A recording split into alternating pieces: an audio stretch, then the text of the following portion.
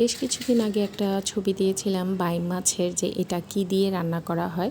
অনেকেই বলেছিল দো পেঁয়াজা, অনেকেই ঝোল, টমেটো ঝোল এইভাবে রান্না করা হয়, অ্যাজ ইউজুয়াল যেভাবে আমরা রান্না করি। সো হ্যালো এভরিওয়ান, কী অবস্থা সবার? আজকে আমি তোমাদের সাথে শেয়ার করব বাইম মাছের একটা রেসিপি, বাট একটু অন্যভাবে। সেজন্য আমি কিছু বাইম মাছ ভালো করে ধুয়ে পরিষ্কার করে নিয়েছি।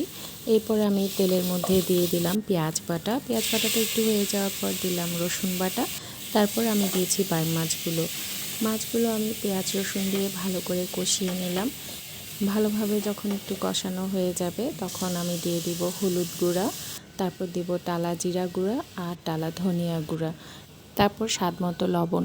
আমি কিন্তু মশলা ইউজ করি অনুমান করে করে, আমি মেপে মেপে ইউজ করি না, অনুমানের উপর আমি সবসময় মশলা দিয়ে থাকি তরকারিতে। তারপর এগুলো দিয়ে আমি মাছগুলো একটু কষিয়ে নিব।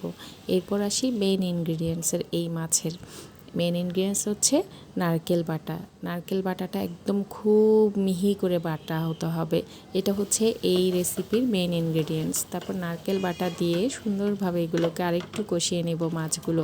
বাইং মাছের একটা সুবিধা কি, মাছটা ভাঙে না, কারণ চুলায় দেওয়ার সাথে সাথে এটা একটু শক্ত হয়ে যায়। এরপর এভাবে কষিয়ে নেওয়ার পর আমি পরিমাণ অনুযায়ী পানি দিয়ে দিব, কারণ আমি এটা একটু ঝোল করে রান্না করব। বলতে পারো নারকেলের ডাল দিয়ে বাইম মাছের রেসিপি। এরপরে দিয়ে দিব কাঁচামরিচ ফালি। তারপর এক চুলায় মাছটা আমার হতে থাকবে, আরেক চুলায় আমি তেল গরম করে দিয়ে দিলাম মৌরি, তারপর দিলাম রসুন কুচি, এরপর দিব কয়েকটা শুকনো মরিচ। এগুলো আমি ভেজে নিচ্ছি ডালের মধ্যে বাগার দেওয়ার জন্য। এত সুন্দর একটা স্মেল বেরিয়েছে। যারা এগুলো ইউজ করে ডালে বাগার দাও কিংবা তরকারিতে বাগার দাও, তারা নিশ্চয়ই আন্দাজ করতে পারছো, পুরো ঘর মো করছে এর ঘ্রাণে।